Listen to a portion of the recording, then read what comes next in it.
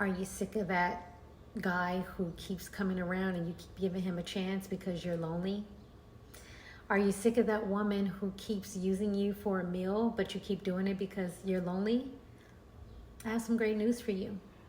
You don't have to put up with any of that anymore.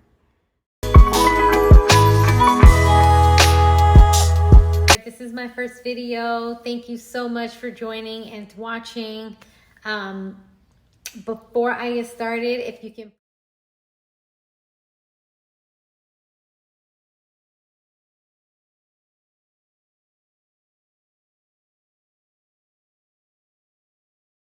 Okay, I'm just gonna let you know, I'm gonna be talking about all kinds of stuff on here, but singleness is a gift from God for me, and that's gonna be my most hot topic because I've been single for 15 years and I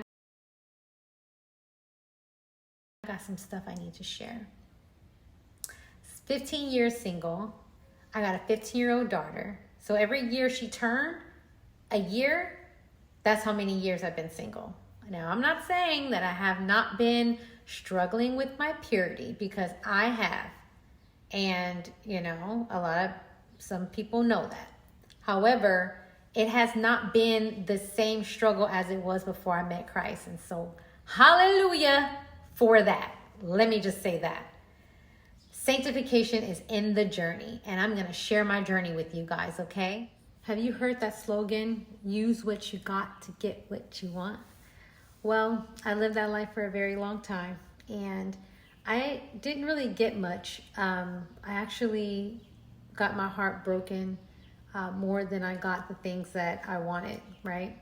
It's because I wasn't built for that type of life. I used to meet guys that I thought was outwardly attractive, and like for the life of me, I'm like, he's attractive. I gotta take him down. You know, I gotta have this moment with him because I find him attractive. And I thought that that was the right thing to do. I thought that that was what you do. So after meeting the guys, I would pretend, like not pretend, but I would try to play them, you know, and try to get what I wanted. And if it was one that looked good and had money, I would totally fall in love with him, especially if he was sweet and nice and very attentive to me. I didn't know how to play the game right. I would fall in love every time. One guy who I had a child by, and I was completely sold on him. He was completely different from anybody that I've ever known or dated or whatever, and there wasn't no exchange. I didn't think I could get anything from him, but like genuine love because of how he cared for me in such a way. And so I had a child with him and hoped to marry him, but that didn't pan out, which was okay. But I learned something from that, because I think it was just time. I was just trying to like get my life together and swear off of guys. I really wanted to love somebody. I wanted somebody to love me unconditionally. But because of my dad trauma, I would come across all kinds of men. Oh my gosh, your body, and oh, you're so beautiful. Oh, what do you mix with? Are you such and such such? And I'm like, no, and no. But my friends would be like, girl, if I had that shape, I would be da da da da da. If I looked like you look, I would be X, Y, and Z. And I was like, man, I'm not, using what I got, to get what I want. And so I literally would, meet guys and use kind of walk a certain way and do certain things just to kind of be seen. I saw the response I would get, when I would do certain things like that. I would be like, men will be really on me. And so I started using them for money. I started going away from the attractive ones, and then talking to the ones that had money, because now your looks don't mean anything to me. What can you do for me?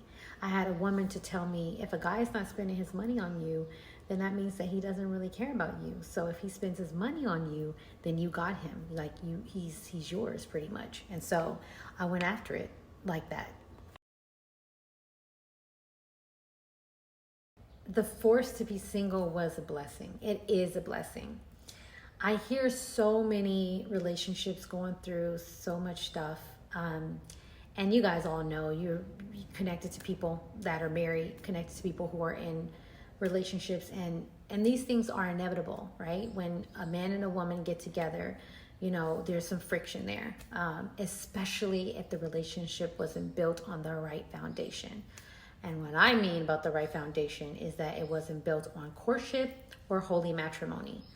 Holy matrimony, I always speak of it because God has blessed me to understand the difference between worldly marriage and godly marriage, worldly dating and godly courtship. And so even though I'm not actively dating right at this moment, I still am very grateful to understand the two. And I'm very grateful to be able to chill and not have to rush into anything. Being single is such a peaceful, beautiful lifestyle.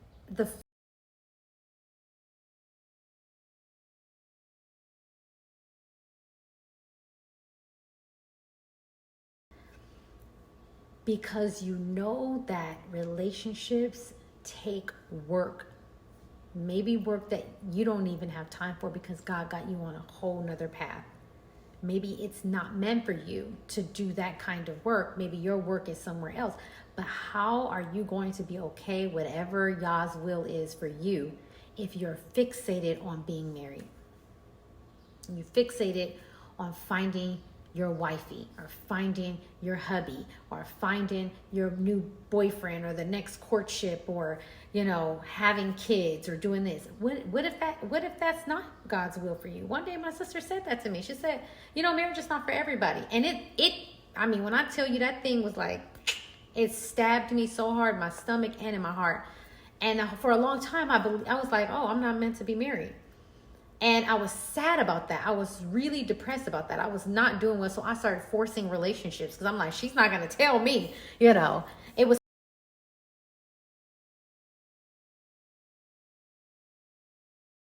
You hear a lot of people nowadays, they're seeking after these relationships. It's like, I'm waiting for my wife. I'm waiting for my husband. I'm waiting for this relationship, my boyfriend, my girlfriend. Oh my gosh, I want to be in a relationship, blah, blah, blah. It's just so much of this. And I'm starting to feel like, you know, are we really taking the time to get to know ourselves? Even though when you're seeking for something or someone, you're taking the focus off of you. You're taking the focus off of, you know, what you need to work on. Who are you? So that way, when you get into this relationship, you will know your triggers. You will know what you need to communicate to that next person. But if you're steadily looking for somebody while you're healing, and all you're talking about is being in a relationship, and all you're talking about is this next person in your life, and, you know, oh, I learned something from that, now it's time to get on, you know, keep going. It's like, take a step back. Take a step back, and who knows how long. Let that not be your focus. Let the focus be to get clear and get true about you, so you will attract the right person, and so that you can be one with your God. Oh my gosh, you guys, being one with God before you get married, I don't know how that feels, but I can only imagine how amazing that is.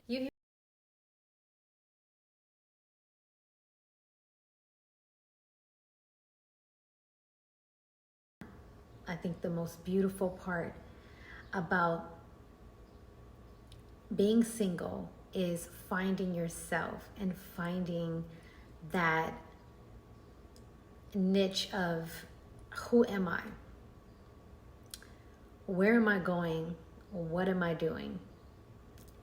When you get a chance to sit down, especially with Jesus Christ being by your side, or with a thought that there has to be more, then what happens is more comes. And the more I'm speaking of is the seeking and finding. When you start seeking and finding yourself, I'm sure it'll lead you to Yahweh. If you run away from that, that's something that you're pushing away. But if you seek and find, you'll find the I am. When you pray and ask Yahweh to cleanse you from the fear of being single for the rest of your life, insecurities, having to chase after somebody that says he's not interested in you, but you're like, oh yes you are, because you keep talking to me on the phone, or whatever the case is. If he says I'm not interested, you're not interested, fine, okay, bye. You don't have to sit around for someone. That God is going to bring him. Your faith is so deep because you've done the work. You've figured out where your faith is. You've taken your faith to another level because you've prayed and asked God for it. Like, your relationship with God is so spot on that you almost don't even want a relationship. You literally want to just spend time with you and Yahweh, and y'all just are just keying because it's so peaceful here. It's so safe here. It's so all of this. So whoever he brings in there, whoever he sends your way, whoever he tells you, you guys, like, my hair just be tripping. And when I'm in the camera, I'm looking, I'm like, eesh. But whoever he brings to you, you're not afraid. You're not trying to push something. You're not trying to make something happen, because you don't have to. I got a feeling it's going to be like that. Get to know you. Even married men and women, they focus so much on each other that they lose sight of what do you like? Where are you going? What are you doing? Even though you need to run this by your spouse, it's still really good for you to focus your attention on you. Why are you worried about your spouse and what they're doing if they're minding their own business and living a good life? Why are you upset with them? Why are you bothering them? Get to know you so that you can be confident and you can focus on you. And y'all can come together and do things together because you guys are both allowing each other to be who you need to be, And I just think it's the most beautiful thing when people are free, not free to sin, just like the scriptures say, but free to just spend time with God and have some peace to themselves and, get to know the new them, because we're always changing. We're always becoming new, and that's okay. Anyway, singleness is a blessing from God. I didn't believe that before, but now I know it. And because I've been forced to, guys. And I'm so grateful that he has forced me to do this, because I'm not codependent and reliant on anybody but Yahweh. Like, I literally got cleansed of all lust and all idols, even though those idols still be popping up and I gotta go, boop, sit down. You don't overpower my God. So singleness is something that God has put me on a journey to share with you all. And if you would like more content about singleness and my journey in singleness, and how to, cry out in prayer for singleness and to do it well, how to fight those demons that try to overtake you, to tell you that, singleness is for losers, or people who can't get a man, or people who can't get a woman. The lies that the enemy tell you all the time in your singleness, whatever they are. I mean, I've heard them all from A to Z. I mean, crazy stuff. But if you want to hear more content about that, if you want to get more content about, just being a woman seeking Yah's blessing and overcoming lust, because I got some stories for you guys. And even just the ebbs and flows of that, not being perfect, but striving for perfection in singleness. So that when your time comes, you won't be found wishing upon a star. You will be found at the feet of Jesus and being grateful for where you are in life. I have that for you. If you can push subscribe and click and link. Baby, how do you... Okay, I'm back. Hit subscribe and follow me What? Same thing. Okay, hit subscribe and hit the notification button so every time I do a video, you will be notified. And then give me a thumbs up. Go ahead and like this video, for I am a YouTuber now. Woo, woo!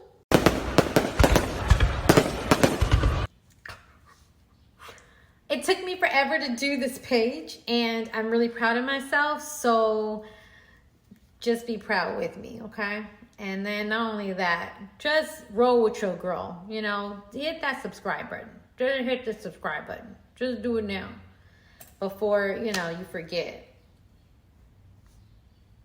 Oh, I'm just waiting for you to do it. Okay, boom.